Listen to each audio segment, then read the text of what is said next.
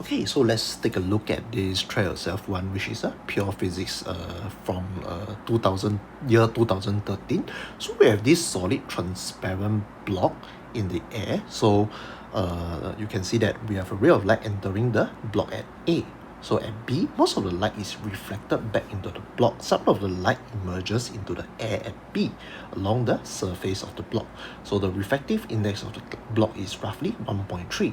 On figure 6.1, label at A, what is the angle of incident and the angle of refraction, which is 1 mark. So this is angle of incident. This will be the angle of refraction.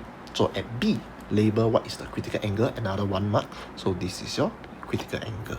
Okay, so part B, calculate what is the critical angle. So 2 mark. So definitely you must use the formula of sine C equal to 1 over n. So where do I find my n? My n is actually right here, 1.3, right? So this is n of the glass block. So sine C is equal to 1 over n. So of course when you do the working, so just remember you must always sub in. So sine C is equal to 1 over 1.3. Then you just inverse it. So sine inverse 1 over 1.3, right? So let's calculate what we have. Sine inverse 1 divided 1.3. So you should get roughly a critical angle of 50.3 degree. Okay, so let's move on to 2 marks qualitative question. So we have this block is being replaced by another block which has a higher refractive index. So the refractive index here now is greater. So total internal reflection now occurs at the top surface. State 2 reasons why this occur. So let's look at the initial condition first. Okay, the initial case that's given to us is that the light actually travel here. So now I change to a block of higher refractive index. So now you undergo total internal reflection. Why is this the case? Okay, there is 2 reasons. First reason is because of part A, point A, sorry.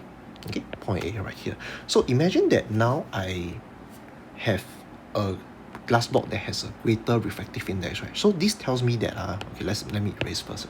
Okay, this tells me that now my light will bend more towards the normal.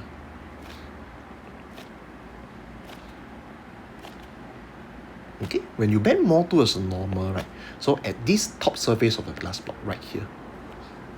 Okay, so when you draw another normal, you will see that the angle of incidence at this particular point, right, is now greater.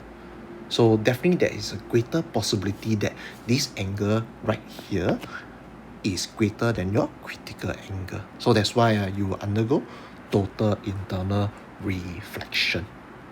Of course, when you let's move back to the previous thing. So previous thing, you can see that the angle is right here, right? The angle here is actually smaller than this angle right here. So this angle actually might not be the case where I exceed your critical angle.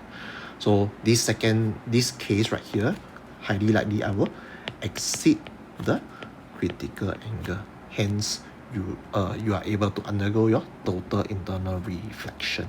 Okay, so let's write down. So first reason, because at A,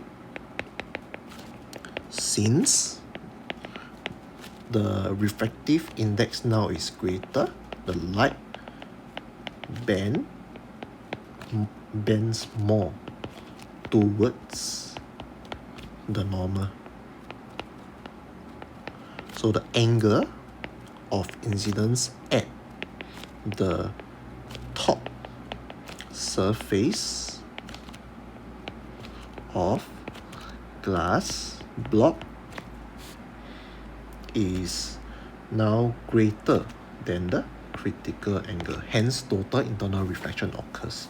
So that is the very first reason. Okay, what about the second reason? Okay, second reason, we must look at the higher refractive index right here. So first thing, since I have greater refractive index, so my critical angle will be smaller. So for example, right, if let's just say I have this sine C equal to 1 over n. So if my n is higher, so means that my critical angle will be smaller. So if you don't believe, you can actually do a bit of calculation. So you start in, okay, for example, n you put in 1.3. Then you calculate what is the critical angle. Then after that, you sub in n equal to 1.5. Okay, maybe I will do a bit of calculation right here. Okay, so imagine that when my refractive index initially is about 1.3. So my critical angle is equal to 50.3, which is the previous answer, 50.3 degree. So now, if my refractive index is 1.5, what should be my critical angle? So you do a bit of calculation. Critical angle equal to 1 over n. 1 over n, 1.5. So critical angle, you should get a critical angle of 41.8. So you can see that if my critical angle now is smaller.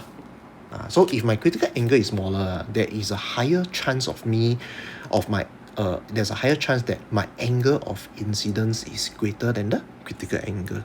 Hence, I will undergo total internal reflection. So that is actually the second reason. Okay, so let's write down. So sin C equal to 1 over n. Since n is great, C will be small. So there is a higher possibility